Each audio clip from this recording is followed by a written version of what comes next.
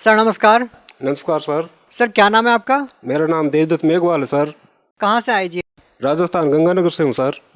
अच्छा, एक बात बताइए, संत रामपाल जी महाराज जी से नाम दीक्षा लेने से पहले क्या भक्ति साधना करते थे आप?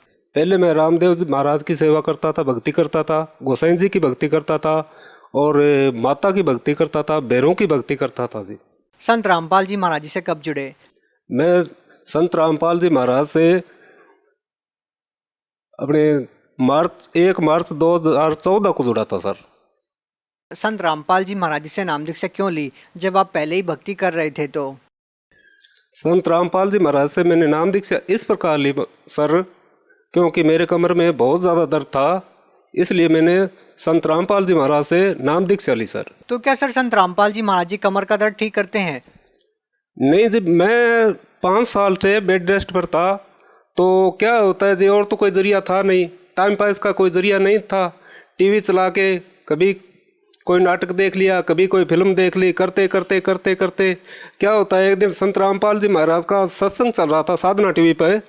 तो संत रामपाल जी महाराज ऐसे बताते हैं जैसे पहले तो ये लगते थे भी ये क्या साधारण सा है, तो खुल के परमात्मा बताते हैं। मैंने उस दिन गौर से नहीं सुना, दूसरे दिन फिर मैंने उसको गौर से सुना। सीता ने जो लक्ष्मण रेखा का उल्लंघन किया था उसके बारे में संत रामपाल जी महाराज बता रहे थे सर। तो मैंने सोचा ये तो सही बता रहे हैं भाई, सीता ने जब लक्ष्मण रेखा पार की उसी के बाद इतना महायुद्ध हुआ कि कितने कितने लोगों की मृत्यु हो गई। मैंने बोला ये तो बात सही है। फिर जी उसको देखते देखते देखते देखते मैंने ज्ञान गंगा पुस्तक मंगवाई सर, अपने मैसेज भेज के ज्ञान गंगा पुस्तक मंगवाई। उसको मैंने बड़ी बारीकी से पढ़ा सर। तो मैंने सोचा भाई मरना तो है, डॉक्टरों ने पहले तो ऑपरेशन के लिए मेरे को बुलाया था। तबीयत ज़्यादा सीरियस होने पर डॉक्टरों ने ऑपरेशन के लिए मना कर दिया, क्योंकि भाई इसका ऑपरेशन करेंगे तो कोई दिमाग की नस फट जाएगी। चलो ये इसका दिमाग तो ठीक है। तो डॉक्टर आपस में डिस्कस कर रहे थे, तो मेरे को पता लग गया भाई, डॉक्टरों ने जवाब दे दिया भाई घर ले जाओ। तो मेरे घर वाले घर ले आए। उसके बाद क्या होता है सर, कभी किसी के पास जाना, कभी किसी के झाड़ा टोटका ये वगैरह कराना, और मेरे घर वाले देवी देवताओं में इतने लीन हैं भाई साहब, मैं आपको बता नहीं सकता। और मैंने ज्ञान गंगा किताब पढ़ी तो उसमें हमारे सतगुरुदेव संत रामपाल जी महाराज ने जो जो नियम बता रखे थे उनको मैं तो मरता क्या नहीं करता, उनको नियमों को फॉलो करने के लिए मैं बिल्कुल तैयार था। लेकिन मेरे भाई, मेरी माता, ये उन नियमों से कोसों दूर थे जी। हाँ, मैं जगत के हिसाब से सर मेरे भाइयों को इतना अच्छा समझता था भाई, इतने रुपए लगते हैं और जहाँ भी बताता हूँ वहाँ लेके जाते हैं। परंतु मेरे को पता था भाई संत रामपाल जी महाराज ये नियम बताएंगे और मेरे घर वाले इन नियमों को कभी फॉलो नहीं करेंगे। तो जी मैंने उनसे कहा भाई, मैंने तो वहाँ सतलोक आश्रम बरवाड़ा में एक संत है रामपाल जी महाराज, उनके पास जाना है। तो वो घर वाले सारे तैयार हो गए, उनको पता नहीं था वहाँ क्या नियम है। मेरे तो ज्ञान गंगा पुस्तक पढ़ी थी, मेरे को पता था ये नियम रखने हैं। तो वो तैयार हो गए भाई, अपने गाड़ी ले चलते हैं और चलते हैं, वहाँ भी चलते हैं, सारी जगह फिर लिए तो वहाँ और चलते हैं अगर कोई फ़ायदा हो जाता है तो। मैं बोला भाई आप तो मत जाओ, मैं अकेला जाऊँगा।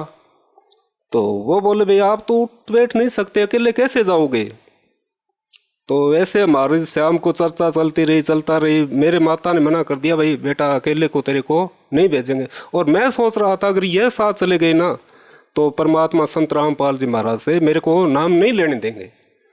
तो सर उसके बाद क्या होता है, मैं वहाँ चला गया, कभी गया हुआ नहीं था वहाँ हरियाणा हिसार बरवाड़ा में। तो वहाँ जाने के बाद मैंने फार्म भराया, परमात्मा से नाम उपदेश लिया। तो उसके बाद मैं घर आ गया। तो घर आने के बाद मैंने परमात्मा का फोटो लगाया, ज्योति जलाई, दंडवत किया। तो घर वालों ने विरोध बहुत ज़्यादा किया भाई साहब, इतना विरोध किया भाई पूछो मत, मैं आपको बता नहीं सकता। ऐसे करते करते करते करते तो 1 महीने बाद संत रामपाल जी महाराज के पास गया। तो मैं हाथ जोड़कर संत रामपाल जी महाराज को बोला। फिर संत रामपाल जी महाराज, हम रामपाल जी महाराज को परमात्मा कह के बुलाते हैं। फिर संत रामपाल जी महाराज, एक तो मेरे घर में विरोध बहुत ज़्यादा है और एक शरीर में कष्ट है, उसका कोई मुझे फ़ायदा नहीं है। तो परमात्मा ने मेरे सिर पर हाथ रख कर कहा, बेटा परमात्मा दया करेंगे और आज के बाद सब ठीक होगा। उसके बाद भाई साहब मैंने आज तक कोई दवाई वगैरह नहीं ली है और मैं बिल्कुल सही हूँ। और मेरे 5 साल बेड रेस्ट होने के बाद लोगों ने देखा भी, यार ये 5 साल से बेड पर पड़ा था, इसको इतना लाभ हुआ है। तो भाई साहब मेरे अड़ोस पड़ोस से कम 25-30 भगत परमात्मा सतगुरु रामपाल जी महाराज की शरण में चले गए। तो उसके बाद 1 लाख भगजी और हुआ है। हमने खेत में ट्यूबवेल लगाया था भगजी, तो क्या है वहाँ हमने ट्यूबवेल लगाया तो वहाँ बिल्कुल खारा पानी निकला जी। तो हम सीरियस हो गए। उसके बाद क्या होता है, 3 दिन बाद मेरी बेटी को संत रामपाल जी महाराज रात को सपने में दर्शन देते हैं, कहते हैं बेटा यहाँ ट्यूबवेल लगाओ।